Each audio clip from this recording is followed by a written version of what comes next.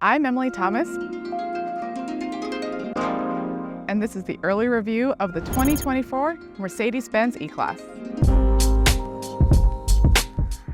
This is an all-new E-Class that comes with lots of new technology, a longer wheelbase, a little bit more headroom for the driver, and Mercedes says even some more cargo room. For our test group, we purchased the E350 4MATIC.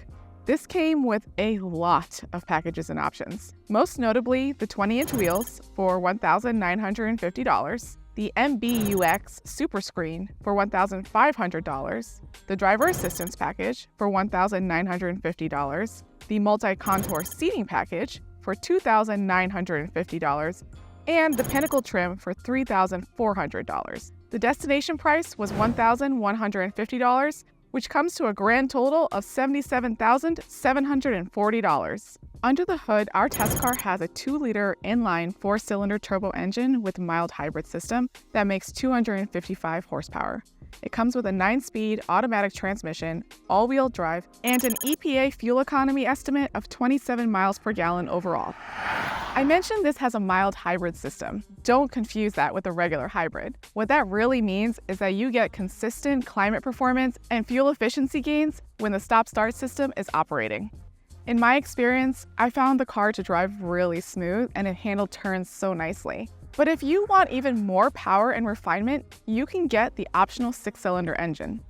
Overall, this E-Class will give you beauty and luxury, probably with a side of frustration as well. Personally, I envision using this for spa commutes and dance parties, but we'll talk more about that later.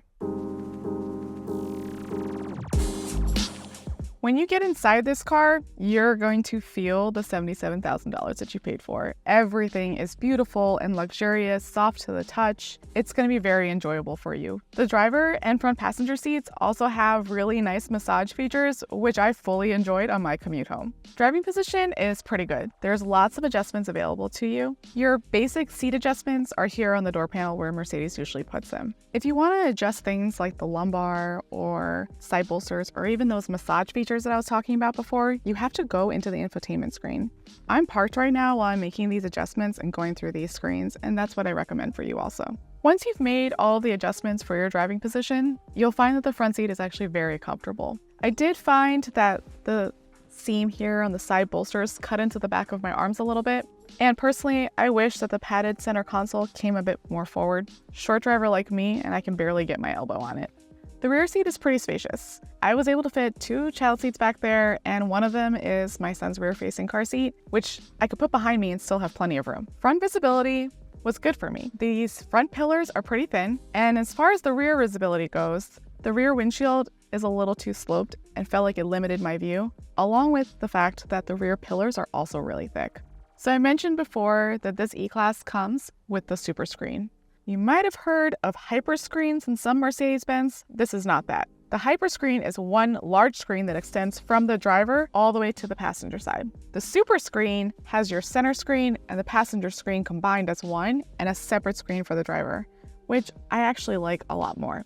The part of the Super Screen that extends to the passenger side allows for them to make climate adjustments, radio, comfort adjustments, all the kinds of things that are actually helpful and less distracting for you as a driver to do. So it doesn't really mess with what you have going on the center screen, like your directions, for example. While everything in here looks really nice, very sleek and high-tech, this is where your frustration will likely begin.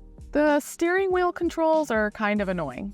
Some of them are touch capacitive, some of them require you to slide, some of them are supposed to be pressed down, but there's nothing that really gives you any haptic feedback that you've actually pressed them down and made your selection. So you're trying a bunch of different things as you're driving because you need to use the steering wheel controls for things like volume adjustment, changing the media, even turning on the adaptive cruise control and setting your distance. And while using the ACC, I actually learned something new. You can increase the ACC by smaller increments than just 5 miles per hour. If you press the button, it's 5 miles per hour. But if you slide the button, it's 1 mile per hour, which is amazing. Some other things you'll experience in your day-to-day is the center console area. So there's this nice covered bin, which I really like as a mom because I like to keep all my kids' stuff out of view. And there's a spot here for your phone. However, it's a little tricky to get to if you have anything in the cup holders. Maybe if you have really small hands, you can get in there. So, not a great placement. Another neat feature in this car is this camera, which Mercedes says allows for you to do video conferencing on Zoom and WebEx calls. I mentioned dance parties earlier, and that's because this car comes with something called active lighting. If you go into the ambient light settings, you can turn on something called sound visualization. And what that will do is it'll make the light bars in the car pulse with the music. And it'll be something like this.